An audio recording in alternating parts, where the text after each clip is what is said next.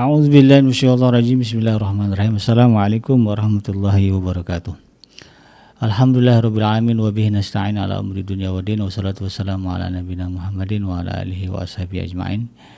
Ya alim, Allahumma alimna ma yanfa'una wanfa'na bima 'allamtana wa zidna ilma wa arinal haqqa haqqan warzuqna ittiba'ah wa arinal batila batila warzuqna ijtinabah.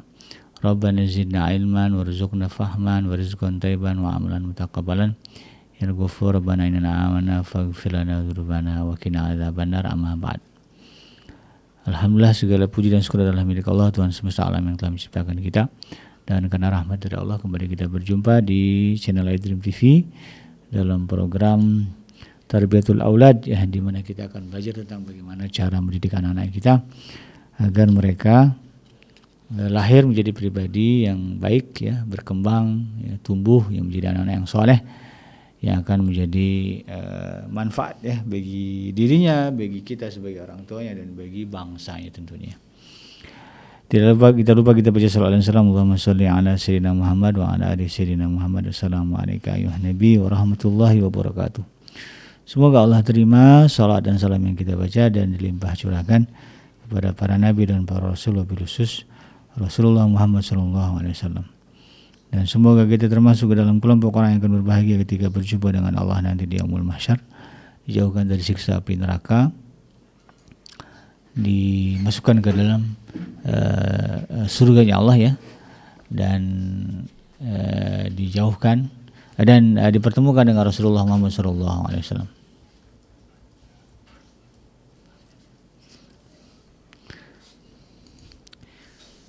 Insyaallah, ya, amin ya rabbal alamin.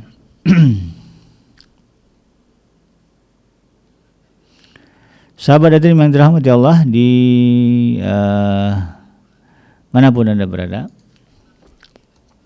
di dalam kesempatan kali ini kembali kita akan mengulik, ya, apa yang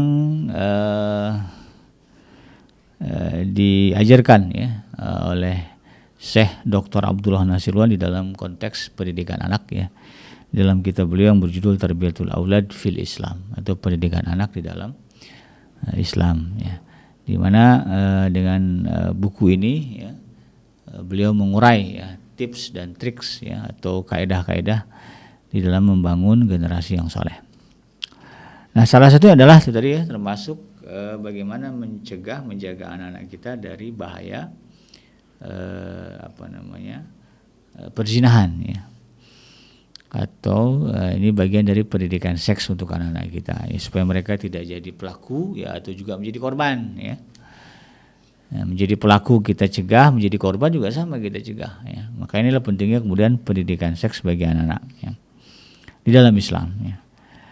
Nah, pada bagian ini, ya, kita melanjutkan uraian dari Syekh Dr. Abdullah Nasirwan terkait dengan pendidikan seks untuk anak, dalam upaya itu dia mencegah anak-anak kita menjadi pelaku atau juga menjadi korban dari perzinahan, ya, praktek-praktek penyimpangan seksual apalagi, ya.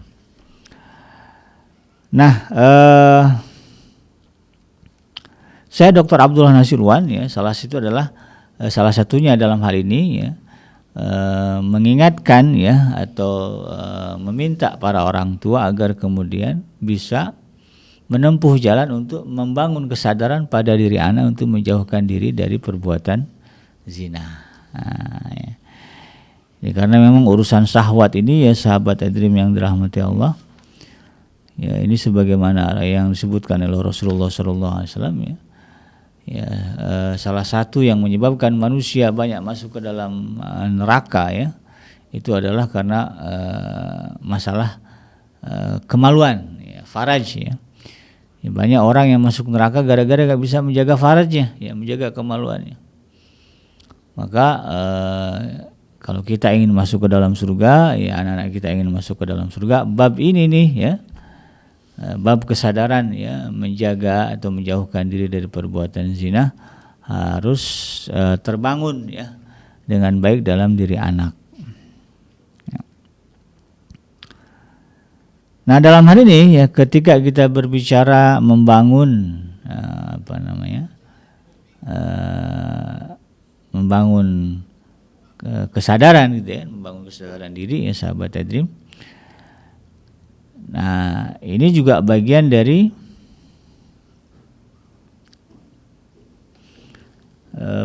perintah Allah Subhanahu wa taala kepada kita ya. Bahwa Allah menyebutkan di dalam surah An-Najm ayat yang ke-33, ya, a'udzubillahi minasyaitonir rajim. Huwa a'lamu bikum idz ansha'akum minal ardi wa idza antum ajinnatum fi butuni ummahatikum fala tuzakku anfusakum huwa a'lamu biman ittaqa ya. Dan dialah yang lebih mengetahui tentang keadaanmu ketika dia menjadikan kamu dari tanah ketika kamu masih janin ya dalam perut ibumu, maka janganlah kamu mengatakan dirimu suci, dialah yang paling mengetahui tentang orang yang bertakwa. Maka dalam hal ini ya kita harus sadar ya bahwa ya, meskipun katakanlah ya anak-anak itu merasa ya orang tuanya baik gitu ya, orang tuanya kiai ya habib gitu kan, ustadz gitu kan, lalu kemudian seolah-olah dia akan aman ya dari perzinahan. Nah ini nggak bisa itu ya. Kalau mengandalkan orang tua ya, atau mengandalkan lingkungan, katakanlah tinggal di lingkungan yang baik gitu kan, di pesantrenin gitu kan, dengan itu saja kita merasa cukup bahwa anak ini akan selamat dari perzinahan, nah ini salah ya. Karena prakteknya sahabat iDream ya, kalau tidak dilandasi oleh kesadaran dalam diri ya, merasa aman gitu ya, merasa sudah orang tua saya baik, oh ini lingkungan tempat tinggal saya baik, saya ini anak pesantren gitu kan, katakanlah begitu, lalu kemudian orang tua saya ustaz kiai, kemudian merasa sudah aman ya, nah ini salah ya.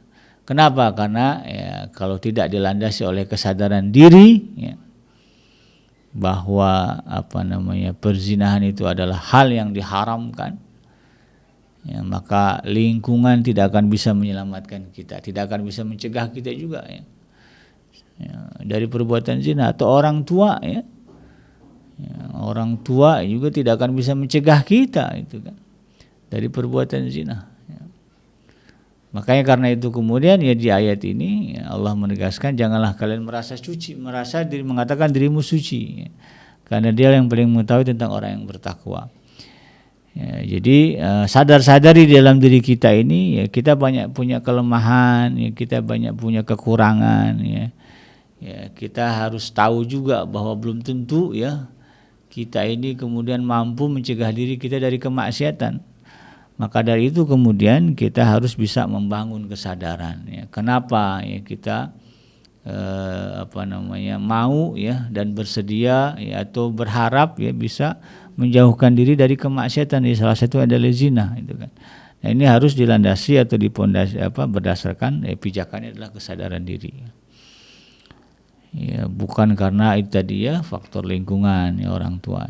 Karena kalau kita mau jujur ya sahabat iDream ya prakteknya ada juga lah kasus-kasus ya penyimpangan seksual di pesantren ya, sebagaimana yang marak kita dengarkan. Atau anak kiai, anak ustadz ya, yang kemudian terjerumus ya ke dalam perzinahan itu banyak, bukan banyak, ada lah. Ya. Ya nggak menjamin gitu kan bapaknya soleh ya anaknya kemudian soleh, enggak. Jadi itu harus didasari oleh kesadaran diri. Nah ini yang kemudian harus kita bangun dari anak-anak kita. Nah bagaimana agar anak-anak kita ini sadar ya, menyadari bahwa perbuatan zina itu adalah perbuatan yang buruk ya, sebagaimana Allah sebutkan di dalam Al-Qur'an ya. Wala taqrabuz zina ya innahu kana fahisyatan wa sa'a sabila ya. Dalam surah Al-Isra ya. Bahwa jauhilah perbuatan zina, ya, janganlah dekat-dekat dengan perbuatan zina, karena zina itu sesungguhnya adalah perbuatan yang keji ya. Karena perbuatan keji dan jalan yang buruk ya. Nah, ini anak-anak harus paham ya, harus sadar ya, bahwa perzinahan ini adalah perbuatan yang tidak disukai oleh Allah ya, diharamkan, dan kemudian juga merupakan jalan yang buruk. Nah ya, untuk membantu kita menyadarkan itu, untuk membantu anak-anak kita ya menyadarkan hal itu. Nah menurut Syekh Dr. Abdullah Nasirwan ya umat Islam ya, kita orang tua dan juga anak-anak kita harus paham juga bahwa ternyata Selain tadi ya itu adalah aturan Allah Subhanahu wa taala yang sudah tegas dan jelas ya, bahwa kita menjauhi perbuatan zina itu karena ini adalah larangan Allah ya, kan bagian dari takwa. Kalau levelnya situ tuh udah tinggi banget itu, udah paham dia. Ya, kalau ditanya kenapa kamu nggak mau zina, ya karena memang Tuhan larang. Itu udah tinggi banget itu ya. Nah, untuk bisa mencapai ke sana ya bolehlah dibantu ya dengan sisi-sisi faktor-faktor lain gitu kan, sehingga kemudian bisa menguatkan ya jiwa dia untuk tidak terjerumus ke dalam perzinahan. Salah satunya adalah bahwa adanya ya pihak-pihak lain, pihak-pihak luar yang memang sengaja ya menjadikan pornografi ya atau katakanlah perzinahan menjadi menjadi agenda utama mereka untuk merusak umat Islam. Ya. Jadi saya Dr. Abdullah Nasirwan dalam hal ini ya untuk membangkitkan kesadaran anak-anak kita tentang bahayanya perbuatan zina ya atau motivasi untuk menjauhi perbuatan zina, itu salah satunya adalah ini ya, bahwa ada agenda perbuatan zina itu ya itu bagian dari agenda besar ya orang kelompok-kelompok ya yang memusuhi Islam ya, yang tidak mau Islam ini maju, umat Islam ini berkembang, menguasai dunia ya, sehingga mewujudkan apa yang disebut dengan baldatun thayyibatun wa rabbun ghafur gitu kan. Kita kan kalau bicara negara begitu ya, kita ingin negara ini menjadi negara yang baik ya, baik semuanya ya, tanahnya baik, ekonominya baik ya, segala-galanya baik ya, wa rabbun ghafur, dan senantiasa mendapatkan ampunan dari Allah. Ya, visi besarnya kan itu ya. Nah, maka ada ternyata pihak-pihak yang tidak ingin itu terwujud. Maka kemudian mereka ya, kata saya Dr. Abdullah Nasirwan, mereka kemudian bersepakat ya bekerja sama untuk kemudian meluncurkan berbagai program, agenda-agenda, kegiatan-kegiatan yang kemudian menjerumuskan kaum muslimin kepada perbuatan zina, karena perbuatan ini dosanya gede ya, dan terbukti efektif merusak generasi. Merusak pemikiran masyarakat, jadi kalau bicara mau merusak tuh gampang banget nih, kalau dari zina itu udah kena ya. Kalau orang udah terjerumus ke dalam zina ya bisa dipastikan masa depannya suram.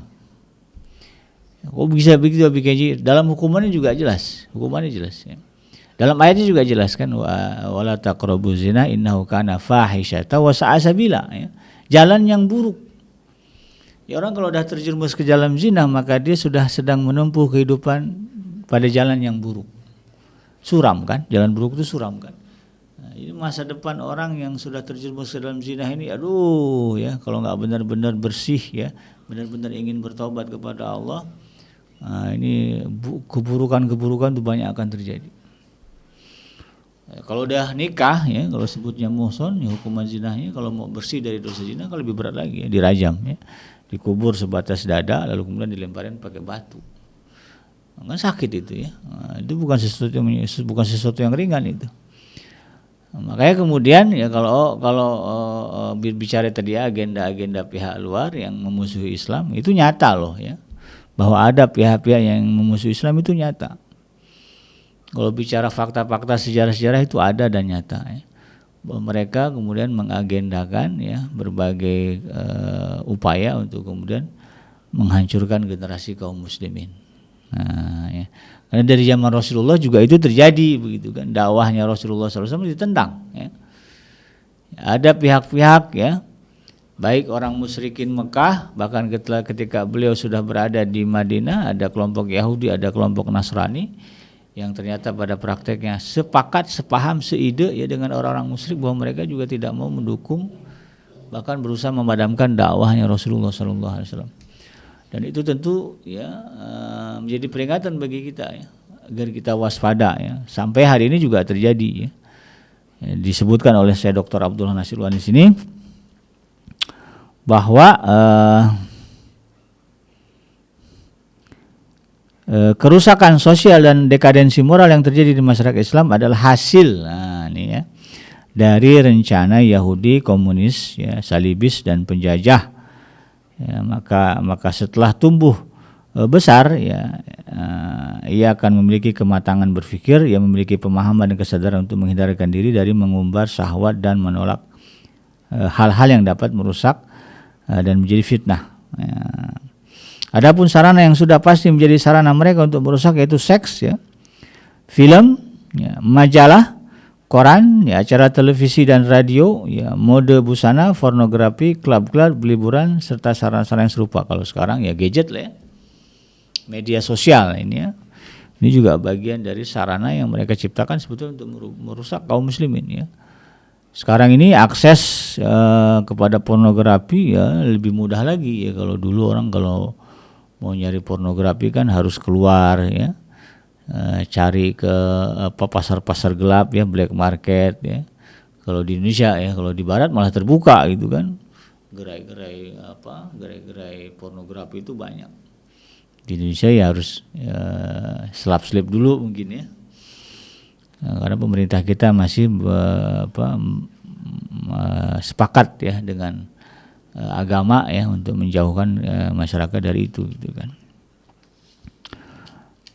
Tapi sekarang ya dengan adanya media sosial ya, itu luar biasa ya. Alhamdulillah ya di kita ada kementerian yang mengurusi itu ya. Kalau sekarang sebutnya Komdiji ya, Kementerian Komunikasi dan Komunikasi Digital ya. Alhamdulillah menterinya perempuan juga ya. Ini tentu ikhtiar ke arah ini ya, bagaimana menapis, penyaring ya hal-hal yang merusak dari media sosial terutama internet bisa dimaksimalkan. Ya, blokir ya situs-situs yang merusak ya, anak-anak kita dari mulai hiburan, pornografi ya, sekarang lagi marak judi online gitu kan. Nah, ini kemudian bisa dimaksimalkan. Yang paling berat kalau bab perbuatan zina ini ya dorongannya dari konten-konten pornografi ya. Nah, itu tentu harus dimaksimalkan oleh pemerintah bagaimana upaya memblokir ya konten-konten ini, website-website ini semaksimal mungkin. Ya, sehingga kemudian tidak ada akses ya bagi anak-anak kita yang remaja untuk bisa menonton, menyaksikan tayangan-tayangan pornografi. Kita juga punya lembaga sensor film, alhamdulillah ya. Kita punya juga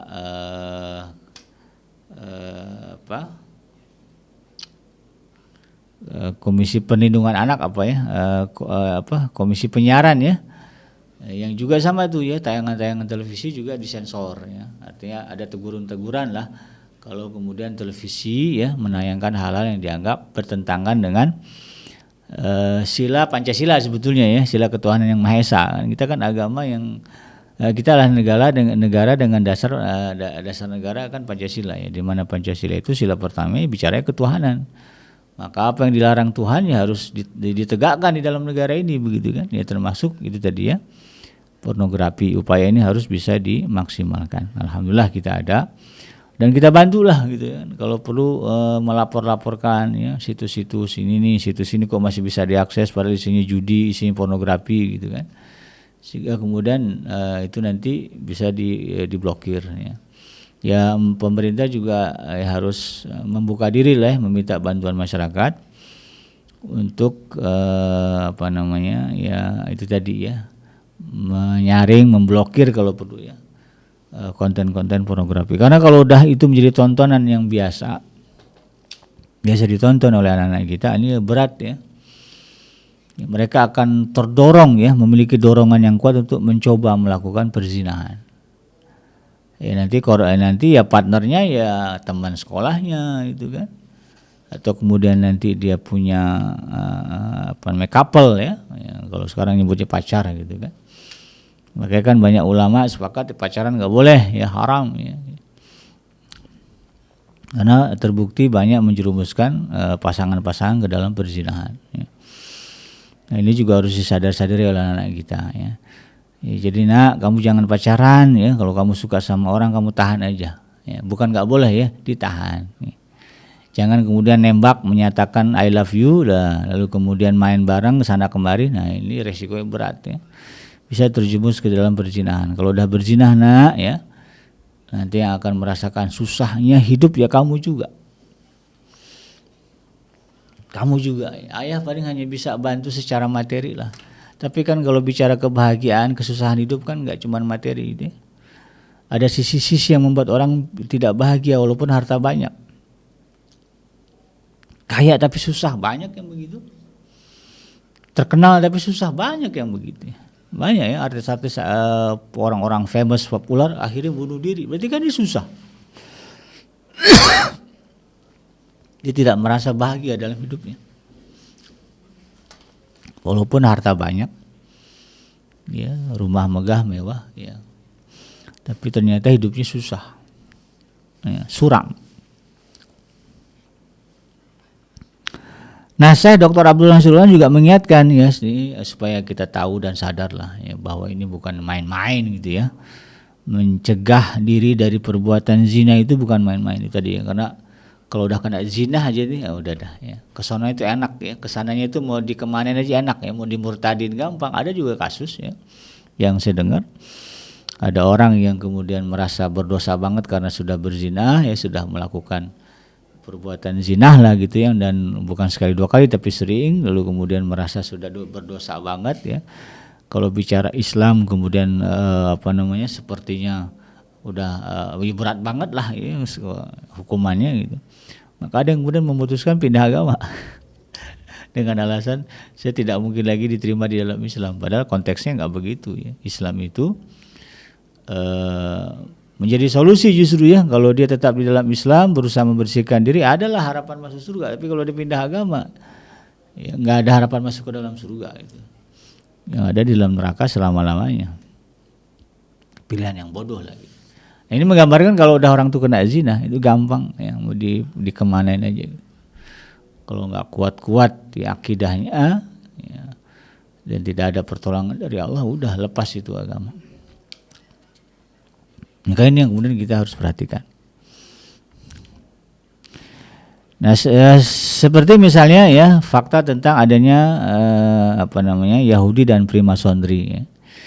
Ini juga dijelaskan oleh Syekh Dr. Abdullah Nasurullahan ya, bahwa kelompok ini yang jelas-jelas ya punya agenda ya untuk menghancurkan akhlak ya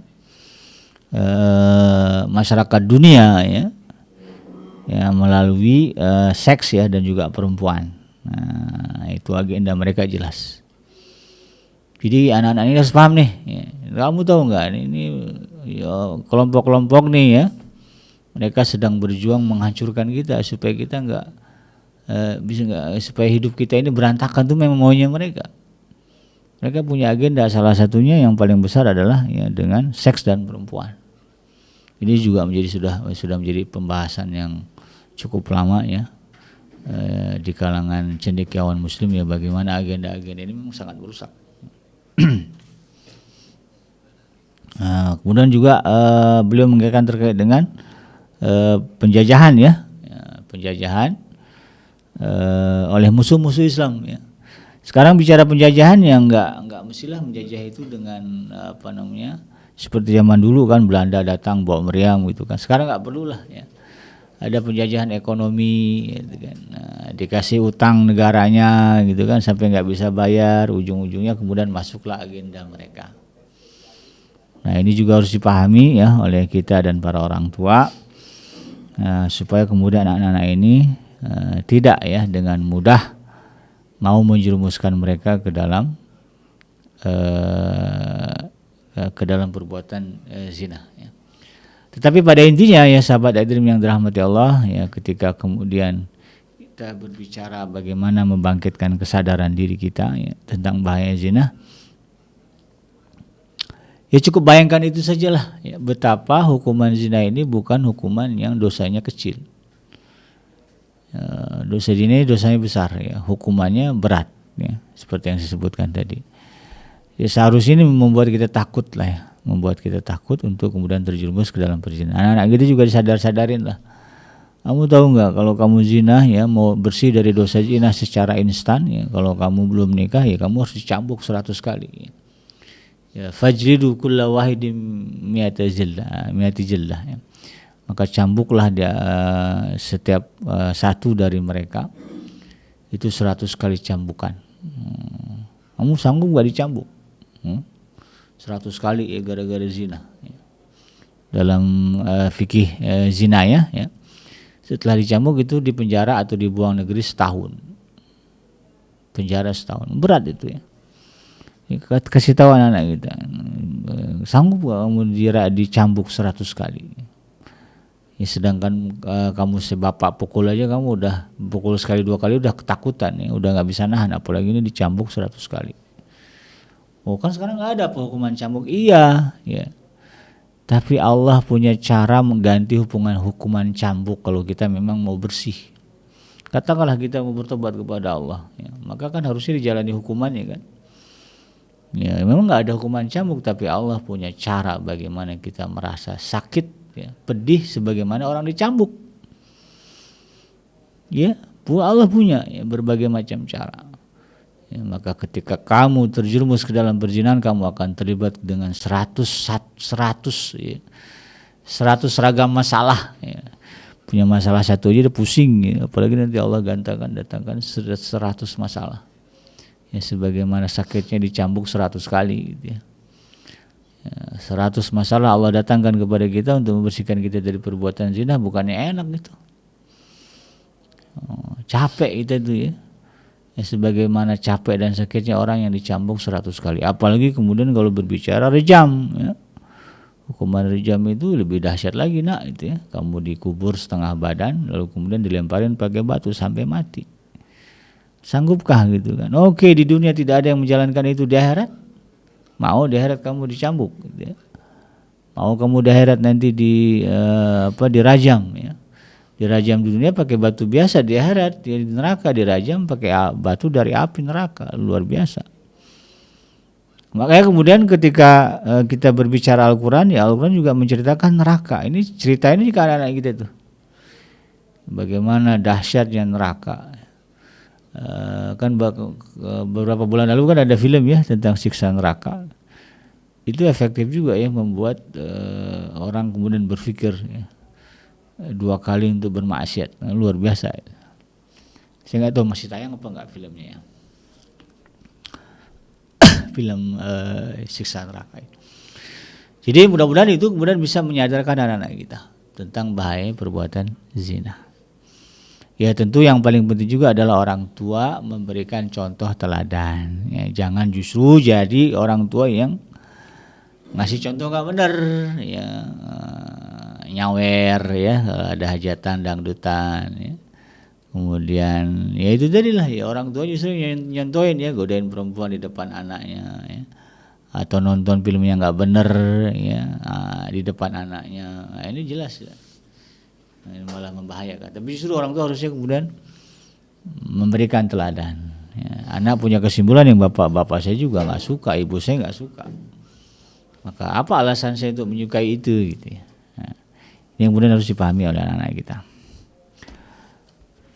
Demikian sahabat Dream ya, itulah yang bisa saya sampaikan, mudah-mudahan bermanfaat. Yang benar datangnya dari Allah, yang salah semata-mata lahir dari kealfaan dan kelapan saya pribadi. Saya bikin bab itu dur, hasbiyallahu la ilaha illa huwa alaihi tawakkaltu wa huwa rabbul arsyil azim.